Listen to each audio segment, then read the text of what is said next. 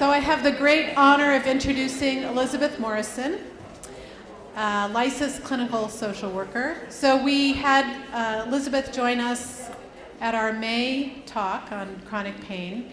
We have been really fortunate in Santa Cruz County to be able to work closely with Elizabeth in our integration of behavioral health and primary care. And as Andrea ended her comments, it was sort of a perfect segue to this. So we can't do this work alone. We have to work closely in collaboration with our behavioral health folks that are so beautifully integrated in a lot of the safety net. I think all of the safety net clinics in Santa Cruz County have on-site behavioral health workers. So we're really lucky to have Elizabeth talk with us. Elizabeth has her own consulting, what is it called? A business, yes. But it's not a business. No, it's from the heart, totally from the heart. Elizabeth has worked closely with medical providers for most of her career.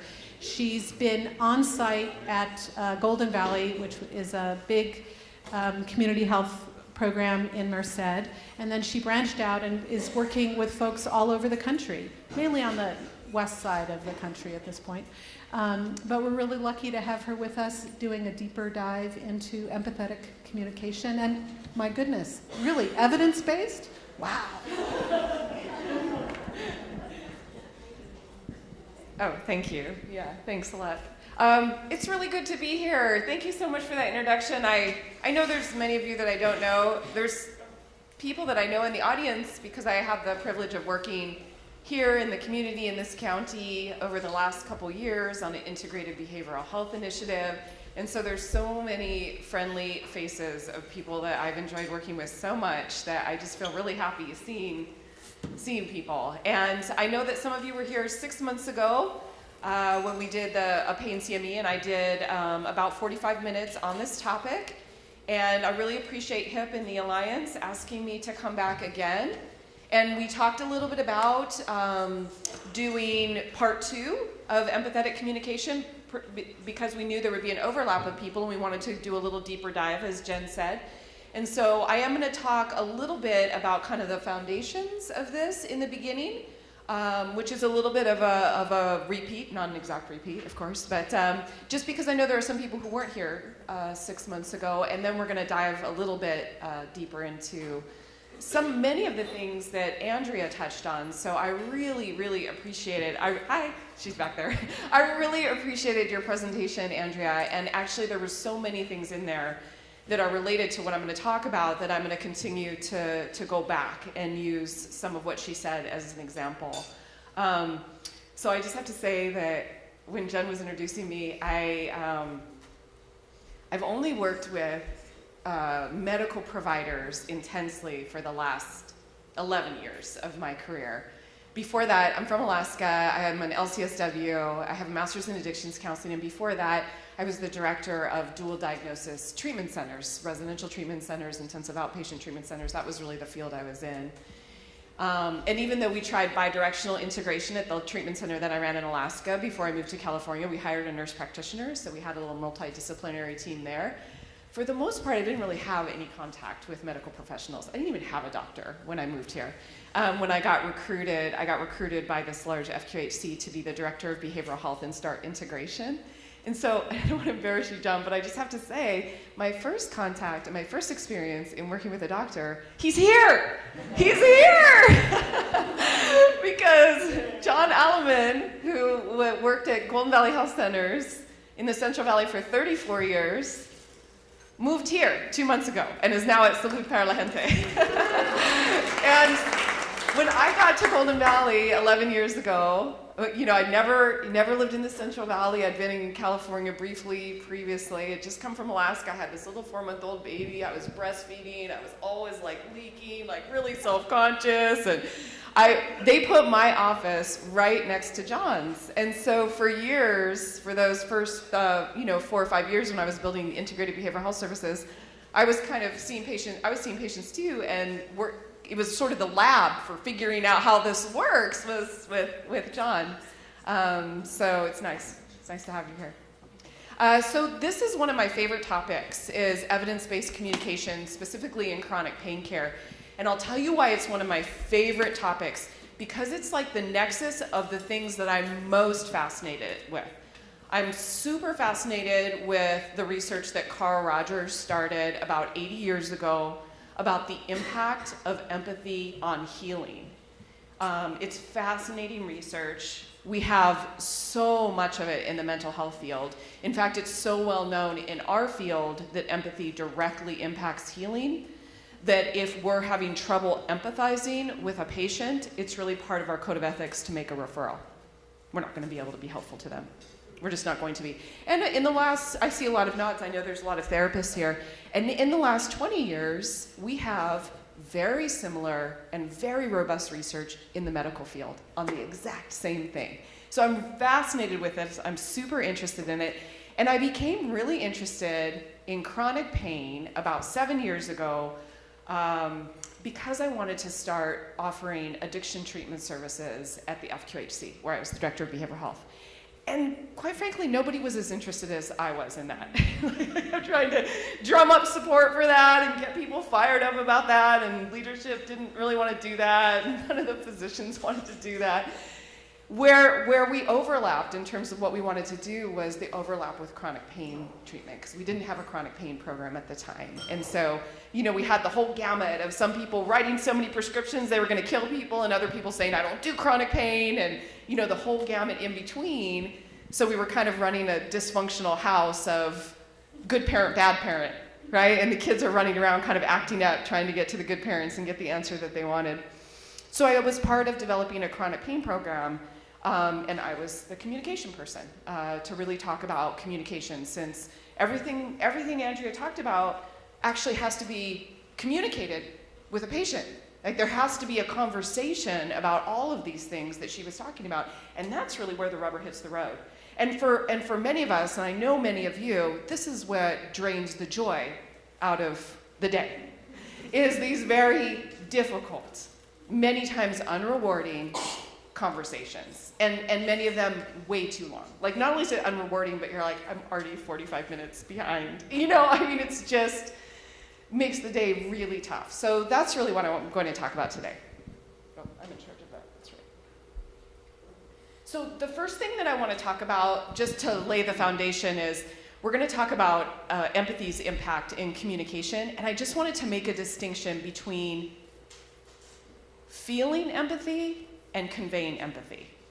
And I usually use the example of this physician that I worked with that nobody ever knows, because it's just somebody from my past at Golden Valley. And now John's here, and he knows who I'm going to talk about. Last name starts with an E. Just because it's a good example, which is, there was a physician in the early years when I was there who would come in my door jam and stand there with his big pile of charts, because we were on paper charts then. And he would say, oh, Elizabeth, what are we going to do about Mrs. Gomez? I just worry about her so much. She's just suffering so much. Your husband's in jail. He would be very, very concerned, very empathetic, very caring about his patients. He told me that he prayed for his patients at night. And this doctor got let go as a result of having so many patient complaints. And I saw his patients all the time, and frequently what they would say is, he doesn't care. He's just here for the paycheck, if they only knew, right? What the paycheck was. But this was the constant refrain about this doctor, he doesn't care. So he is really one of the examples that I always use to talk about, there's a difference between feeling empathy and successfully conveying it. And many times that gap can be very, very large. So when we talk about clinical empathy, or empathy in communication, or empathy with chronic pain patients, we're really talking about the skill of how we hit home with that.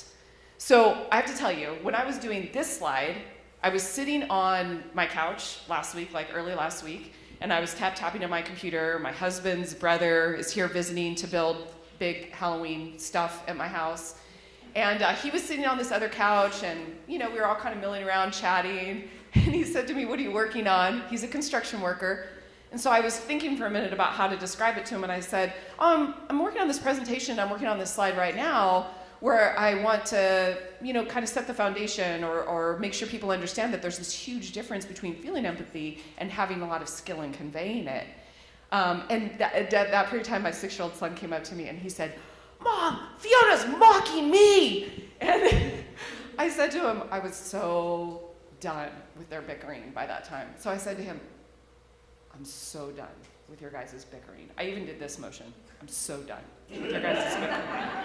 I was so done. I didn't think, I was just reacting, and he was like so offended. He pulled down like his Minecraft mask and like walked off, And then I just sat there for a minute, and I turned to my brother-in-law and I said, "This is an example."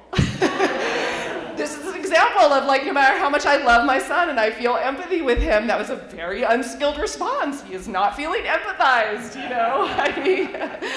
So part of the reason that I share that is it just happened last week, but also just to say that this is just an ongoing practice for us. It's an ongoing practice. We all convey empathy and feel empathy regularly in our families and with our kids and with our patients. And the intentional practice is really in some ways no different than the intentional practice of treating diabetes. It's very, very similar in that we take classes, we decide we're going to get better at it, we continue to get experiences, we think through what we're going to do and what referrals we're going to make, that it's very similar. Oh yeah, thanks. So this is just for those of you who were here 6 months ago, this is the last slide that I'm going to go over that's similar to what I talked about when I was here 6 months ago. But I just feel like, I didn't feel like I could go on or talk about other things until we looked at the research. And I have I have lots of bibliographies on research that has to do with this, and I sent some of them to Ryan. I have some other ones that I'd be happy to send. So I didn't put citations into this, and if for anybody who's interested in anything that I talk about, if you just want an easy way to get it, for sure just email me and I'd be happy to send along bibliographies or the studies that I'm referring to. What we know about the reason that I use this term for this presentation, evidence-based communication, is there is incredibly robust, replicated research in the medical field. It's already in the behavioral health field, as I said, about the impact of skilled empathy conveyance on all of these things. So, though I put increased provider satisfaction first, I put that first because I feel like it's so important, and how we're doing impacts our patient care, and how we're doing impacts our patient's experience, and how we're doing impacts us wanting to continue to do what we're doing, which is this really good work helping people, and it's just really, really important. And there's really, really good evidence that shows the more skilled that we get with our own communication skills, and the more skilled we get at conveying empathy, the higher our job satisfaction goes. Now, this will not be a surprise to you that there does seem to be a loop, that the more tired and hurried we get, the lower our empathy goes, and then the lower our job satisfaction goes. So there is a loop, right? There is, unfortunately, but understandably, a loop that as our skills in communication and empathy decrease, job satisfaction goes down. Job satisfaction goes down also causes a decrease in empathy, and then we can increase it, by the same token. The increased patient satisfaction is, it's unequivocal in the research that when we look at patient satisfaction scores, whether you're looking at CAPS, whether you're looking at other measurements, whether you have your own patient satisfaction surveys, that when you look at patient satisfaction, or what is more often called patient experience now, that the biggest indicator, the biggest variable, is how the patient felt they were treated. And it's how empathized they felt, how much empathy they felt. It's not just from the provider, it's from the staff, and I'm going to talk about that a little bit later. Has the biggest impact on how satisfied they are with care. The biggest. It's not the only factor, it's the biggest variable. And I'll tell you really quickly that I had an anecdotal experience that exactly replicated the research on this, where we had CAPS scores that we raised 20 percentage points in a clinic where we did a pilot where the only intervention was front office staff, medical assistant staff, and provider staff, and their communication skills, specifically around empathy. 20 percentage points. What's the CAPS score? Oh, I'm sorry. CAPS is a patient experience survey that has been, yeah, is that good? Yeah. That's good. Sorry about that. There's really clear evidence that one of the biggest predictors of whether patients adhere to our recommendations or not is how much they feel we care about them. I see people nodding. In some ways, this is obvious. In some way, it's also true in parenting, by the way, that our kids are more apt to be cooperative the more cared about they feel by us. So I listen to a lot of the positive parenting podcasts and look at a lot of the research, and there's a lot of similarities there. It's a huge predictor in patient adherence. So there's all kinds of reasons for that when we drill down on it that are super interesting and that I would talk about today if this is all we were going to talk about. But the particular research on this is really fascinating. There's research on it when empathy is successfully conveyed, that the duration of the common cold is shorter, that the severity of symptoms are shorter, that A1Cs are lower, that people lose weight more frequently, that no-shows go down, that people drink less. I mean, there's specific research in all of those areas. There's also the converse is also true, that there's research that shows when people feel judged, which is the opposite of empathy, if we think about that kind of fulcrum, that when people who have alcohol abuse feel judged, they drink more. When people who have significant weight problems feel judged, they gain weight. So we also see the converse in much of this research. We see improved patient outcomes, which in some ways is completely related to adherence, right? And I'll tell you the reason I separated them out, because if you have increased patient adherence, you're going to have better outcomes. The reason that I separated out is because it looks like that there's improved patient outcomes specifically with empathy as the treatment agent, as opposed to empathy increasing adherence so outcomes get better. But that empathy itself, by itself, is a treatment agent. And lowered complaints and litigation. So I'm sure many of you, I'm guessing many of you are familiar with the malpractice research. What's the research on why patients sue? Is it medical errors? What were you going to say? Research shows that the lead cause for complaints and litigation or malpractice suits doesn't necessarily tie into quality of care. No, it does not quite tie into quality of care or medical errors. Did you say? Yeah, it's communication, and it's specifically how disrespected or uncared about a patient felt, which is why patients frequently will also falsely attribute the medical error to the doctor they don't like, who they don't feel like them. They'll falsely attribute it to that person. They'll say, no, I love my PCP. They didn't do anything wrong. It was this jerk, who treated me so bad, and so they'll attribute it wrongly too. So of course, litigation, it's a big deal to look out for sure, or a good motivator for good communication. Just lowered complaints, though, in our systems. That when we get a patient who's mad enough to complain, and then we have somebody from, our complaint department, or they call the Alliance because they're super mad or whatever, and someone, has to deal with this, it's really demoralizing for us, especially for those of you who have had a complaint made about you. It feels terrible. All these people know about it, and so we do know for sure that the better our communication is, the lower our complaints are. There is a myth about chronic pain patients that they complain when they don't get the medicine they want. So let me ask you, in the same way about the litigation question, when we look at the research, why do pain patients complain? Yeah, they don't feel heard. They don't feel heard. In fact, they can look at control groups of a number of patients who were discontinued completely off opioids and have almost no complaints come out of that group of patients, depending on how it was delivered and how they were, talked with, versus this group of patients who continued to get opioids, perhaps, and were treated poorly, and where those complaints originate. Yeah. So a lot of evidence. So I had to debate about putting this picture up here. This is my mom. And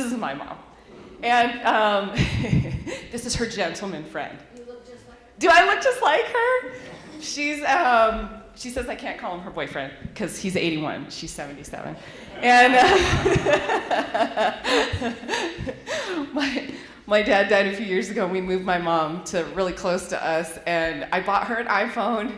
She didn't have a cell phone, so I bought her an iPhone, and I'm not kidding, within 3 weeks she was doing that like thumb thing that we all do.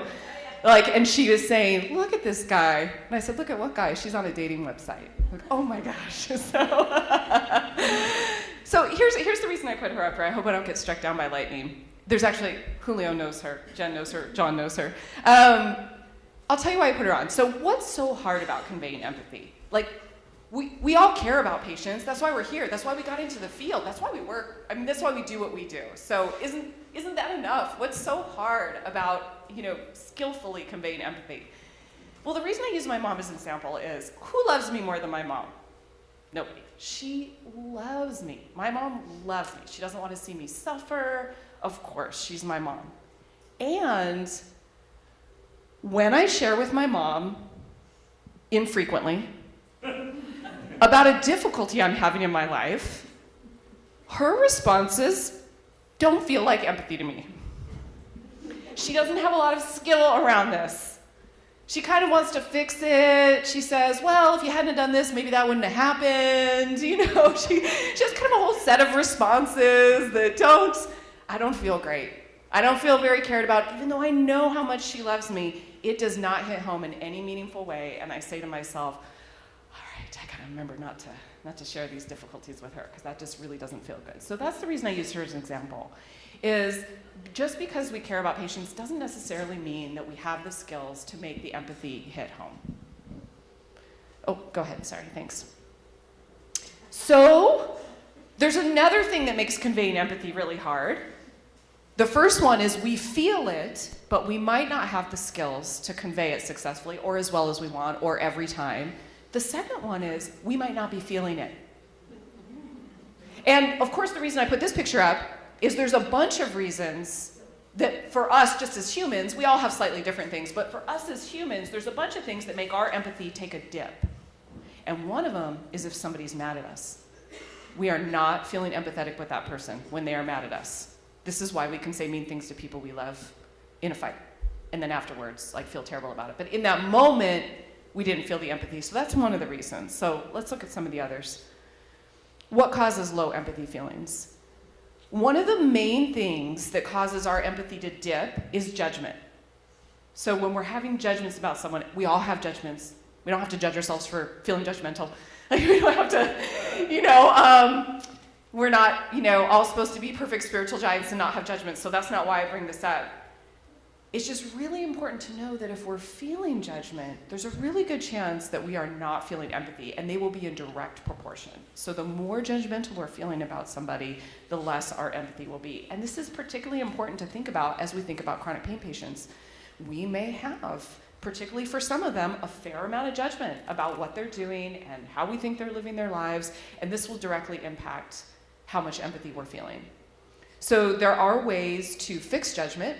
Right? We don't have total control over it, but there are different strategies that we can use to self-intervene when we're feeling judgment.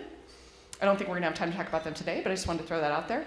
The other one is, Andrea mentioned this. This is one I really want to come back to, because one of the things that was so interesting for me in Andrea's talk is, I just said this to Bill Morris, she said a lot of no's. Right? Even in her examples that she was giving with patients, she's putting conditions on their treatment. She's not giving meds until they lose weight. She's saying no. She's saying don't be part of the problem with people who are having active addiction. You might have to say no to that. So in all of these examples that she was giving, there's no, there's limits, there's boundaries. If we have difficulty saying no or drawing boundaries or setting limits, it's almost impossible to feel empathy. So there's kind of this axiom that the better our boundaries are, the kinder we can be. So I'll give you an example of that for those of you who have kids or had small kids. When we have small kids and they start winding up as soon as you drive into the Target parking lot about getting a toy, right? They're already priming. And you get in there and they're just on you about buying this. If we feel 100% clear with ourselves that we are not buying anything in that store, we've already made the decision, there's no wiggle room, we are clear ourselves, and we get really clear with our child, I'm so sorry. I just got to be really clear with you. I'm not buying anything today for you here, and I'm not going to change my mind. And we're super clear. Then when they get upset, it's really easy to comfort them. Then when they have a meltdown about that, we can say to them, I know, you're super disappointed. I totally hear you. It's so much easier to comfort them when we have been crystal clear with ourselves and with them that the answer is no. Now, if we have trouble saying no, and we have trouble setting limits, and they are winding up, and we're like, God, why do you always ask for stuff? Why can't you stop this? I just bought you stuff yesterday. You know, we start kind of bargaining with them. We explain to them why they shouldn't want the toy because they have so many anyway. And then eventually, you know, we give in, or even if we don't give in, we're never clear about the no. It's very hard to comfort them in their distress. In fact, we're mad at them for being distressed. And this is very similar with patients. If we feel unclear about whether we're going to prescribe something or not, or unclear about whether we're going to say no or not, and there's kind of this wiggle room, and instead we spend all our time convincing the patient why they shouldn't want it. I don't even know why you're asking for this. It's not working for you. You shouldn't want it. It's not safe for you. That's a sign that we're having trouble saying no if we want to convince the patient why they shouldn't even be asking. It's like we want them to say no instead of us saying no. Then it's very difficult to be comforting to them. If we say no, absolutely, whatever the no is, and they're upset about it, it's a lot easier to say, man, I'm sorry. I can't imagine how tough this is for you. And I imagine you're mad at me. You know, it's a lot easier to comfort. So it's one of the main reasons that our empathy gets drained away is when we can't say no. If we're feeling attacked, so if somebody is saying, you know what, my last doctor was great, and you're terrible, and you know they're kind of verbally attacking us, very difficult to feel empathy in those moments. Same thing with people being angry. Very, very difficult. And unfortunately, there's a bunch of research on this too, by the way. It's really interesting that I'd be happy to send anybody so you could take it to your CEO. No, I'm just kidding. Is that high levels of stress and feeling hurried lowers empathy levels. I know. So it makes sense if you think about being a parent, like when you're hurried, you know, your empathy levels are lower. If we think about just how busy we are in our day-to-day lives, and what that does to our empathy levels. So that's really a whole other subject probably about mindfulness and the practice of being in the moment, because hurrying's a habit too. The more we hurry, the more we practice hurrying. So even when there's no reason to hurry, it's like, I've got to hurry, you know? And it's also about our systems. So that lowers empathy as well. So what about when we feel empathy, like my mom does for me, and we don't convey it successfully? What are the causes of that? When we do care about the person in front of us, we're feeling lots of empathy, and we just don't hit home with it. You know, our kid says to us, you're not listening to me, and you're like, oh my gosh, I care about you so much, you know, or you can tell with our patient, they've just like had it with us, even though we really care about them and we're trying to help. These are some of the reasons why even when we're feeling it, our skills are not great at conveying it. And one of them is an urge to fix. So when somebody comes to us with a difficulty or presents a difficulty to us, my pain is off the charts this last week. If our first urge is to fix it, and our first response is a fix-it response, well, have you been doing the exercises I told you to do? Or maybe we should tinker with your medicine, or that's actually not successful empathy conveyance. So if you think about your systems when someone comes in and they say, what? My appointment's rescheduled? It was rescheduled last time. And the receptionist says, oh, let me see if I can squeeze you in tomorrow. That's fixing a problem. That's not an empathetic response. It doesn't feel empathetic to the patient. The patient can, they don't feel cared about. So the urge to fix before we acknowledge someone's feelings, this happened to you twice before, I'm so sorry. This must be a total inconvenience for you. Like if we jump to fix something before we acknowledge what the patient says, that results in lowered empathy conveyance. If we have really rigid agendas for people, this is hard because we always have ideas about what we want patients to do, or we want our kids to do, or we want our loved ones to do. The more rigid the agenda is, the less people feel empathized with. So another way of looking at that is control. Because really when we're talking about really rigid agendas, we're talking about control, feeling like we want to control what someone's doing. Control is kind of an empathy killer. Even if we're feeling it, someone's not going to feel it when we're trying to control their behavior. So I liked Andrea's example of the woman who she said, She had her weigh in before the medication. She didn't say, you have to lose weight. A woman doesn't have to lose weight. She gets to do whatever she wants. She's autonomous. She said, I won't be able to continue to prescribe you. We'll have to taper your opioids if you're unable to lose weight. It's just choices and consequences. It's not telling her what she can and can't do. So when we say to people, I'm sorry, you've got to stop smoking pot if you want to stay in our pain management program. Well, of course they don't. They can stop smoking pot. We don't want to control what other people do. We just want to tell them what we're going to do as a result. You're absolutely free to continue to use alcohol and drugs. If you continue to do that, I do need to let you know that we won't be able to continue opioids or whatever the policy is in your... The writing, or reliance on closed questions. I'm going to talk a tiny bit about that later, so I don't want to talk too much about that. We're all trained with closed questions. I mean, therapists too, you know. We're all trained with closed questions. The writing reflex. This is a word for motivational interviewing, for those of you who are familiar with motivational interviewing. The writing reflex is when someone says something inaccurate, and I have a super strong urge to correct them. So this is like when my daughter says, that is so unfair, et cetera, et cetera, et cetera. And I say, that is so not true. I correct her. So this is when, a patient says, you've never done anything to help me. And you're like, I beg to differ, Or when a patient says, it's better for me to smoke pot while I'm pregnant than to be stressed out all the time. Take a deep breath on that one, right? Because our urge is to say, let me set you straight about that. So the writing reflex is human, that when somebody says something that we feel like is inaccurate, there's a super strong urge to correct that.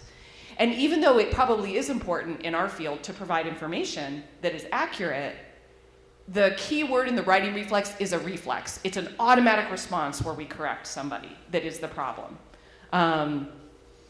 Over-identification. This is an interesting one. Remember, this is when we're feeling empathy, but we're not conveying it very well.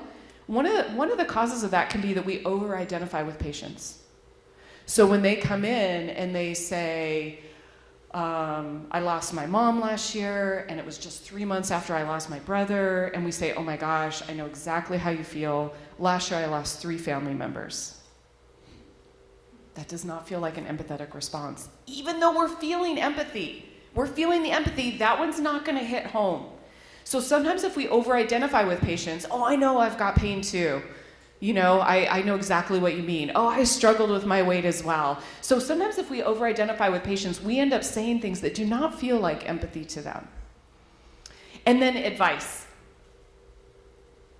I feel like I got to ask about this. What do you guys know about advice?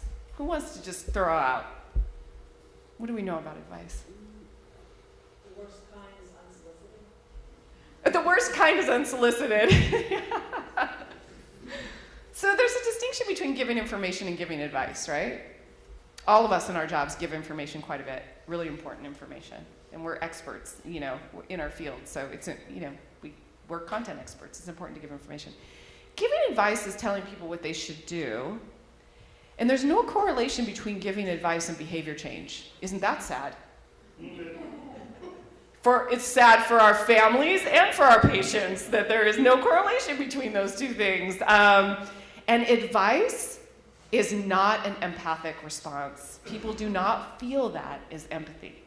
So if someone says, I hate my job, and you say, why don't you quit? That does not feel good. So that's just one of that's one of my mom's things, yeah. I want to talk for a minute about trauma-informed care because it's related to everything we're talking about. I had a conversation at the break with someone about this.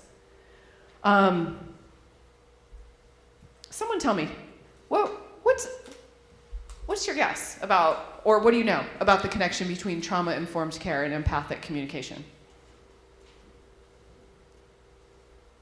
Take a shot. Safety. Did you say safety? Safety. That's like one word says it all, right? That's really good. That's right. Both of them create safety. When people feel like we care about them, it immediately feels like a safe environment. Mm-hmm. What else? What else is the connection? Anybody else? So empathic communication is the way that we let people know we care about them. When patients feel uncared about, particularly if they've had trauma, it reenacts a lack of empathy and a lack of care, and so it essentially reenacts some of the same characteristics of the trauma. So I'll give you an example. I'm sure you all have examples like this.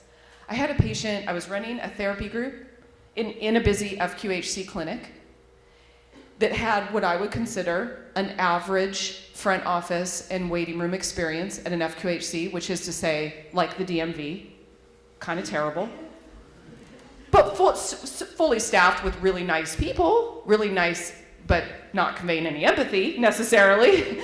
This patient, my co-facilitator went out to open the door out into the waiting room to see what group participants were out there in the waiting room, and she came in.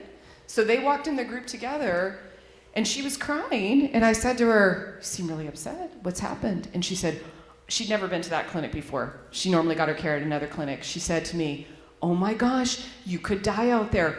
Nobody cares about you. Nobody even looked at me. Nobody even said good morning. I waited out there. Nobody even asked me what I was waiting for. They were so rude. You could die out there." And then she said she was clearly being re-traumatized, like she was hyperventilating, she was crying. And then she said, when this co-facilitator opened the door, she said, "I felt like raising my arms so he could pick me up." Like a child, right? Like a child. This is a normal, for us, unfortunately, a normal waiting room.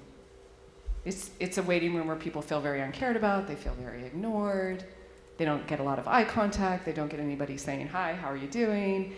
So when we look at what that does to the traumatized brain, it's very serious. It's very serious. So when we think about ourselves in our exam rooms or in our systems interacting with patients, trauma-informed care, it's like, how do you find enough therapists? And I know that's a big issue, and I know your community is going to be talking or continuing a conversation about that. And what we can do outside of specialized treatment in a room someplace is to continue to increase our skills around empathic communication and help our systems increase their capacity around empathic communication so that we're not doing more harm to people. So here's the lost in translation. What's the message of these things? So if you're tapering without empathic communication about tapering, what's the message? The message is you don't want to help me. If it's just tapering without any empathic communication. If you're discontinuing without successful empathic conversation, then the message is you don't believe I have pain and you think I'm lying. There's a lot of other messages too. This is, some of the messages.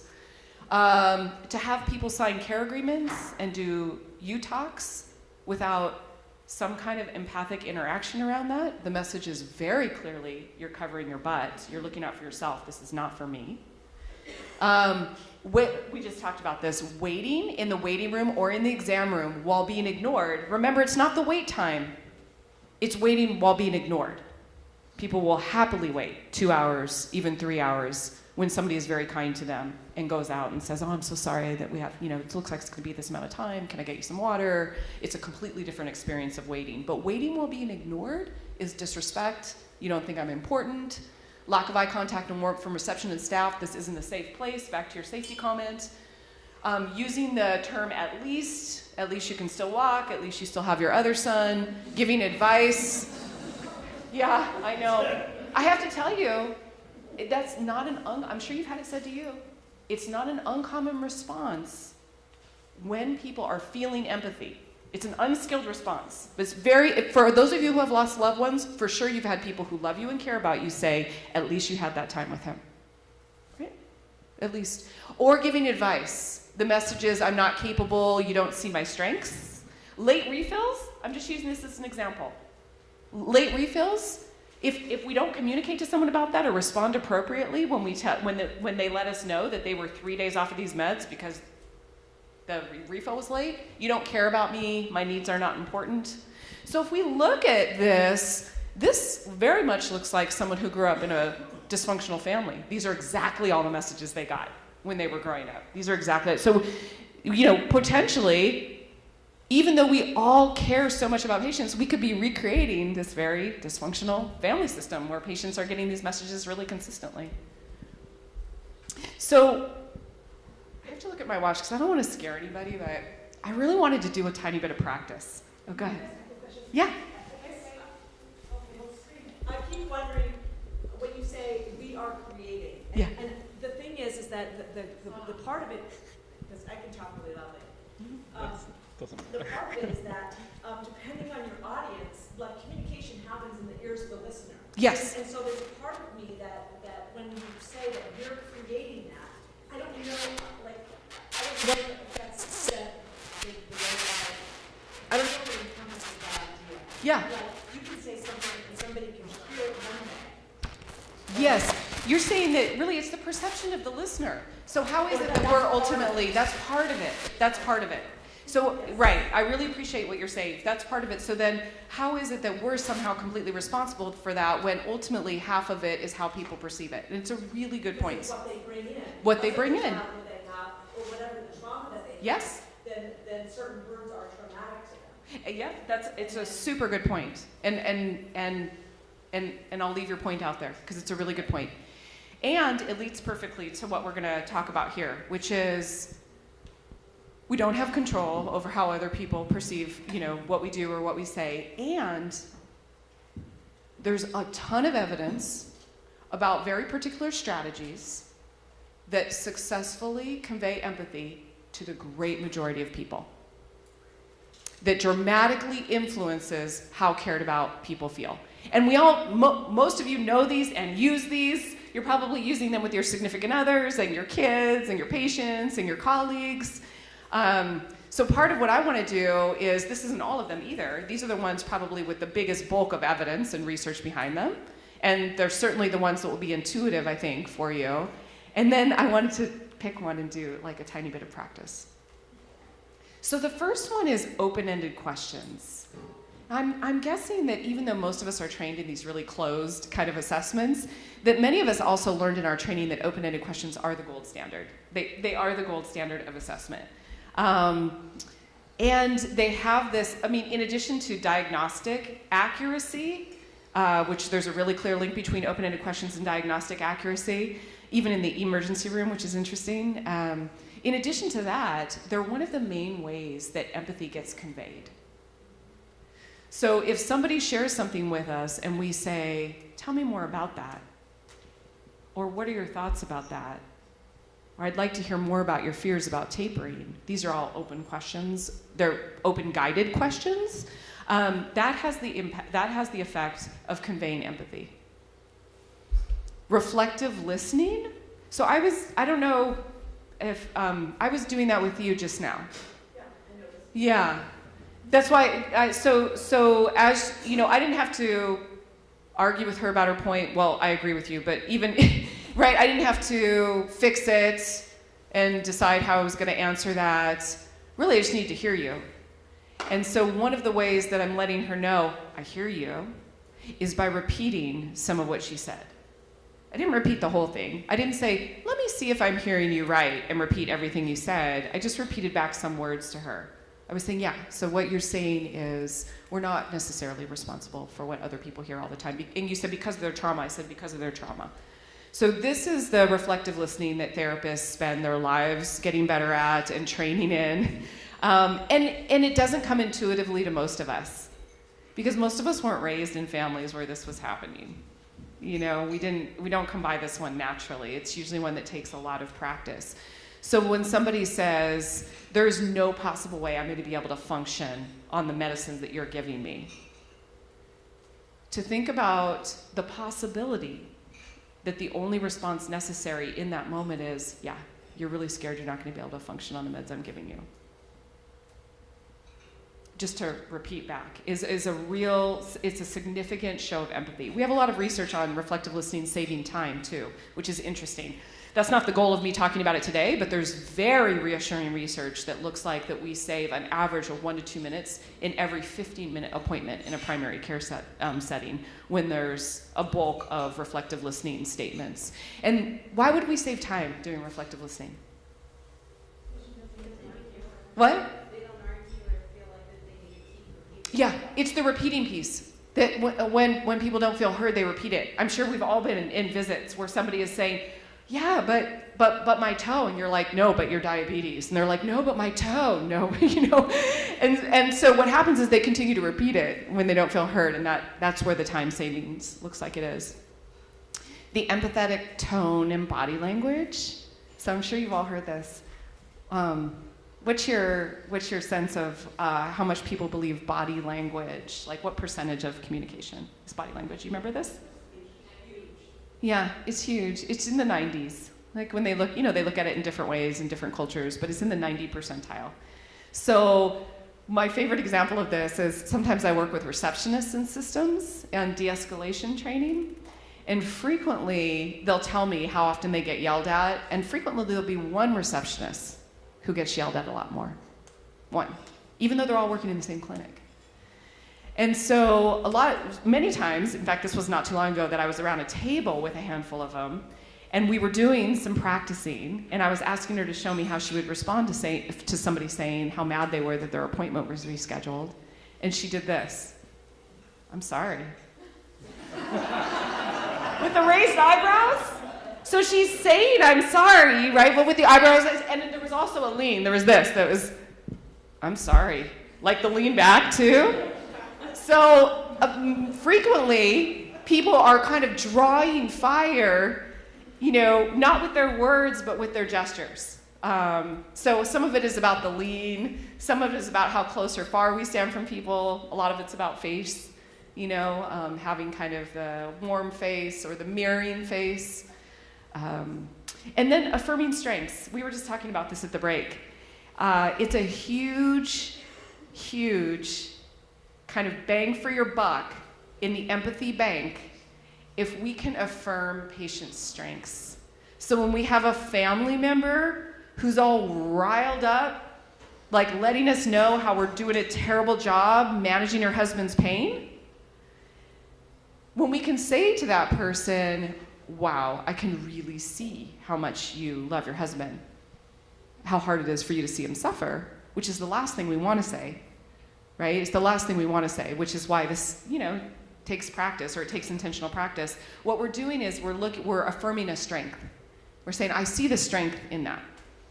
So when parents say, well, I don't smoke in the car and I go outside to smoke, instead of in our mind saying, well, you're still smoking, to say, wow, seems like you must really care about the impact of the smoking on your kids. You're making huge efforts to smoke away from them. So that kind of like looking, the reason that I was talking about this at the break is I was talking to Bill, and he was telling me about a patient, and while he was telling me about this very, very difficult patient, he was naming all these amazing things that she'd done. He's like, and she's a working MA, and she's done this, and she's done that, and I was saying to him, oh, it's so obvious even when you're talking about her, like you can really see the strengths through kind of the pathology and the difficulty, and so if we can articulate that and say that to patients, we get a lot back for that. Of course, normalizing is when somebody says, I can't stand coming here. Every time I come here, you tinker with my medicine and make things worse. Normalizing is when we say, I'm sure there are a lot of patients that feel that way. Or, if I were you, I bet I'd feel the same way. That's normalizing. That whatever somebody says, that we can kind of figure out how to normalize that. When somebody says, I relapsed again, we can say, yeah, it's really common, right, to normalize. And then acknowledging feelings is the big one. It's what therapists get made fun of for all the time, right? We get made fun of for all the time. Because it's like second nature. Oh, that sounds really hard, But Bill, can you say what you said about saying that to a patient? It sounds like you've had a really hard time, or? You said you had an experience where you're starting to say to patients, acknowledge how hard their lives are. one of the things that I found that I've learned is really helpful is, because a lot of these patients with chronic pain, they had horrible experiences often in their life. I mean, I would say 99% of them. So one of the things I make a point of saying, and it's hard, the danger is to say it in sort of an artificial way, but I mean, it's important to say, you really, really had a hard life. I can tell that.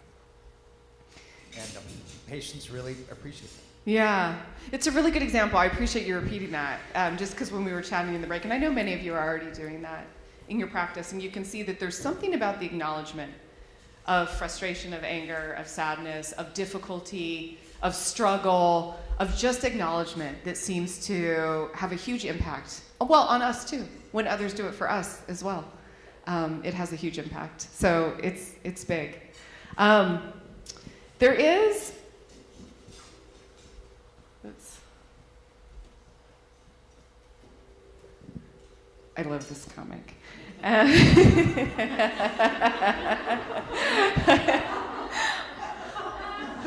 I'll tell you why I put this in, because it says awkward exercises. I really want to take just a minute and practice one of these things, and it's a really low risk. It's really low risk exercise, because I won't ask anybody to come up here or anything. Okay, thanks. But if you can pair up at your table, you can be in threes if you need to be. And what I'd like to practice just for a minute is reflective listening.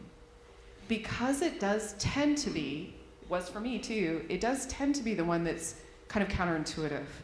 Like it's not common. And we typically don't do it with the people closest to us. So we don't get that practice. Like a lot of these things we can practice at home. I feel like my little lab is like my family. It's very uncommon with the people closest to us that we do reflective listening. So we don't get a lot of practice doing it. So what I'd like is, it's always better to practice over doing role playing. So don't pretend you're anybody else. Just be yourselves. And if the person who is going to be practiced on, if you can just think of a one sentence statement about a difficulty that you have. So obviously low risk, just something you feel comfortable sharing. For me, if I was going to practice with Ryan, I would probably just say simply, I always have feelings when I'm away from my family for a night. I was away last night. That's hard for me. That's an example. One sentence, something that's kind of current for me. You can say, that you're really tired. You can say, whatever, but a difficulty. One sentence. And then your partner's job is to reflect it back to you. So what that means for those of you, when you're practicing reflective listening, here's the struggle. To see if you can avoid saying, me too. Just for practice. It's not a bad thing to say. It's not bad at all. There's nothing wrong with that. It's just that for practice purposes, try to avoid saying that. At all costs, avoid advice. At all costs. You know what I do for that, for fatigue? No advice. And try to avoid any cheerleading. Nothing wrong with cheerleading either. Yeah, wow, that's great. It sounds like you're just like really in it and, trying to lose weight. The problem with cheerleading, there's a couple problems with cheerleading, but one of them is it takes the place of something that conveys more empathy, like reflective listening. And the other thing that it does is many times it makes people feel like they can't tell us when they haven't done well. So in behavioral health, we would call that like overpraising. Oh my gosh, you're so strong. That's so amazing that you left your abusive husband. I can't believe it. What a strong person you are. Well, guess who can't come back next week when they went back to their husband? And so it's very similar even in these one-time interactions that if we overpraise, it can be problematic. So the job is just to reflect back. So if Ryan was going to say to me, I'm tired, these conferences are long, I got here really early this morning. That would be a good example of something like just a struggle. I would say to him, you're really tired. These conferences are long. I know it sounds really simple. So why don't you partner up Make sure you both do it. Make sure you both do it. So it should be really short, right? It should be really short.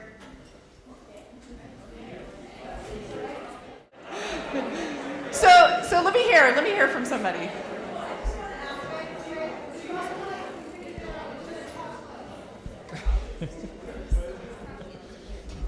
Do you find that it depends on the kind of person? Like some people really get a lot out of like complaining or talking about their hardships, and there's other people that don't really get a lot out of it. Do you find that that changes in terms of the way that they experience empathy when you talk about that? Yeah, you're wondering if there's a difference in how people respond, whether they get kind of a big payoff from complaining or those that don't. No, not about the complaining, about the being the empathetic, like somebody repeating it back. Like if somebody repeats something back to me, I feel managed. If someone Because I'm not on the complaining section.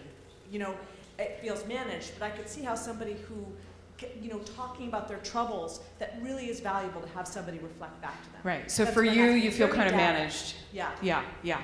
And so you're wondering if people respond differently to this. Yes, if Yeah. there's any data about it. Yeah. That's are you guys laughing because I'm reflecting with her? I wasn't trying to manage you. No. Yeah, it's a really good question, and it's actually related to your first question, which is people respond differently to things, or you know, your sentiment. And so not everybody responds the same to things. It's a practice, right, as opposed to a script. My experience with reflective listening is the more we practice and the more skilled we get, it's very helpful with almost everybody. It takes a lot of practice though, because for some people, 1 or 2 words to show that we're with you, that we're listening. And for some people, they need a little more. For some people, it's helpful to summarize. Well, I heard like 3 big things that you said that have happened to you this year. Whereas for some people, it's like better to use exact words. Oh, you feel like your head's gonna explode, you know, because that's the word they use. So I do think there's something just in the practice of it. I see my therapist colleagues kind of nodding their heads, that we get kind of a broader range of how to reflect. There's some of it though is just about like our own feel for like if you were interacting with someone that you were getting a feel was very similar to you, then you know you might not choose to do that. There is a lot of research on this. And actually, I'll tell you the study that I read yesterday morning. There's a lot out there. One of the things that I read most recently was they were studying whether what they call validation, which is reflective listening, because is that active listening thing that we learned is not very helpful in having people feel listened to, but using reflective listening, whether or not that encourages complaining. That was what the study was on, because that's a lot of times the fear that people have. Well, I don't even want to talk about what they're talking about, so if I repeat it back, I've basically invited it in. I really prefer to ignore that and hope that it goes away. And so that's really what the study, right? I mean, it's very human. It's very human. I can feel it myself. I can feel it myself. I have to kind of fight that of like, let me just let that drop and hope it goes away. So this particular study was studying exactly that. And they definitely found that there's no increase in complaining. Now there's a decrease in most people. There's a decrease in people expressing negative affect when there's reflective listening. There's some people, we all know who they are, where there's no intervention. Doesn't matter what you do, There's a small percentage like that for sure. Yeah. One thing that I noticed for myself is that it makes a big difference if I'm able to stay with the person and actually Go close to the mic. it makes a really big difference for me if I actually stay with the person and listen before I reflect back. If I'm thinking about what am I going to say in order to make this work out well, before I'm actually listening to what they're saying, then there's no benefit. Because I wasn't there with them in the first place. Right. That's a really good point. I appreciate that. Like really being present and hearing before we make the response. Right. Yeah, I mean, I think that's where the practice comes in. I mean, for the folks who do sports analogies, it's why you do 1,000 free throws, and then when the time comes, it becomes natural. So that's my sports analogy for today. I love the sports analogy. I'm gonna try this. Okay, let's see if it works. It's be very loud. Can you turn off that little speaker at the front if that's on? Or no? This little one? Yeah. Oh, is that causing us problems? I'll be fast. So I'm wondering how you get comfortable with the silence that comes with reflective listening, because I think in our little practice here, I wanted to do all the things that you said not to do because it keeps the conversation going, as opposed to just repeating back, hearing Sibel, and letting it sit. Yeah. So how do you develop that comfort and that skill? Yeah, how do you get comfortable with silence? Mm-hmm. So that was an example where she said like 3 or 4 things, and I just repeated back 1. How do you get comfortable with silence? I just wanted to point that out, right? Just an example. I bet you're feeling super cared about. No, I'm just kidding. I think it's a super good question. And I'll tell you that reflective listening frequently acts as a question. So it's very frequent if we say back to somebody, it sounds like you're wondering how to get more comfortable with the silence, and paused for a minute, that you would say, yeah, I mean, I feel like I've worked on that a little bit. I just feel like it will take me more time, or that you would go on. Sometimes it doesn't. Sometimes there is a silence. So how do we get comfortable with silence? What? Take a deep breath. Take a deep breath. It's very difficult. The silence will end eventually. I think your question makes a point that I think you assumed a point in asking your question that I think is so important, which is that there's a benefit to getting comfortable with silence. And I think it's really insightful and really important. And we typically are in systems and in professions that do not want to waste time. Feel very strongly that things need to be packed in, and so I think it is even more difficult. And many times our communication in healthcare, this is a general statement, has pacified patients, because we do a lot of talking at and giving handouts. So patients have kind of learned to sit back and do the yeah, no, oh, all right, okay, go to sleep while we're giving them the preventative health guidelines or something, and then everybody wakes up at the end of the visit and you're like, okay, bye.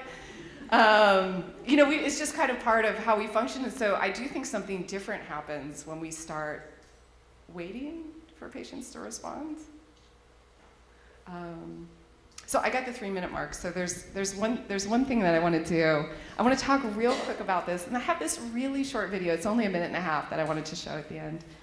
I wanted to go back to this point that I was using Andrea as an example, where she gave so many examples of kind of limits and boundaries and no's, and how important those are. And I was sort of talking about how important it is for us to be able to do that so that we can feel like we can be kind and empathic to patients. So these are really, this is really a list. It's a totally short list. It's not exhaustive at all, about some of the things that we can do when we are saying no in any form with patients. And one of them is an apology. Apologies is a really mixed subject. Some people grow up with apologizing being normal. Some people grow up with nobody ever apologized. You just gave people the silent treatment, and 2 days later everyone acted like it didn't happen. Nobody ever apologizes or whatever. So people have really different feelings about apologies. I just want to briefly touch on how important an apology is, having nothing to do with whether we feel like we've wronged somebody, whether we're wrong, no matter who's wrong or right. Skilled agreement is really about agreeing at every point that we can. So this is an example where it might be very difficult to agree, where we would want to do a writing reflex and write them about something. Like, well, it actually is fair, because I'm the doctor who cares about you and it's not going to write you something that's going to kill you. And instead, we can agree, like, yeah, I hear you. It really doesn't seem fair. Skilled agreement.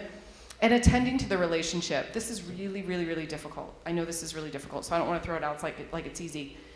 when we are in a difficult interaction with someone, or when we're saying no, or when we disagree, to offer to them, I imagine you must feel some anger. Or I imagine maybe it's hard to trust me on this one. To give them an opportunity to talk about how they feel about us. So we probably do that in our partnerships. So it's a pretty high level skill, and we can take that skill and we can transfer it in a professional setting in a way that's really meaningful. But I'm going to stop there. I want to show this video because it pokes fun a tiny bit at what we were talking about in terms of validating feelings. When I was talking about therapists get made fun of this for all the time. Do you want to? I know, isn't that cute? Just, there's all this pressure, you know? And sometimes it feels like it's right up on me. And I can just feel it, like literally feel it in my head. And it's relentless. And I don't know if it's going to stop. I mean, that's the thing that scares me the most, that I don't know if it's ever going to stop. Yeah. Well, you do have a nail in your head. It is not about the nail. Are you sure? Because, I mean, I'll bet if we got that out of there... Stop trying to fix it. No, I'm not trying to fix it. I'm just pointing out that maybe the nail is causing... You always do this. You always try to fix things when what I really need is for you to just listen. See, I don't think that is what you need. I think what you need is to get the nail See, out. you're not even listening now. Okay, fine. I will listen. Fine. It's just... Sometimes it's like there's this achy... I don't know what it is. And I'm not sleeping very well at all. And all my sweaters are snagged. I mean, all of them. That sounds really hard. It's... Thank you. Ow! Come on, if you would just... Don't... Try to see things my way. Do I have I have to tell you, I was at a therapist conference on reflective listening when they showed this. Hey, really quickly before we end, and I know we'll have time to have questions or discuss, I do have some resources about the percentage of chronic pain patients that have had adverse childhood experiences, some research. So if anybody wants that, there's a couple resources there. So thank you.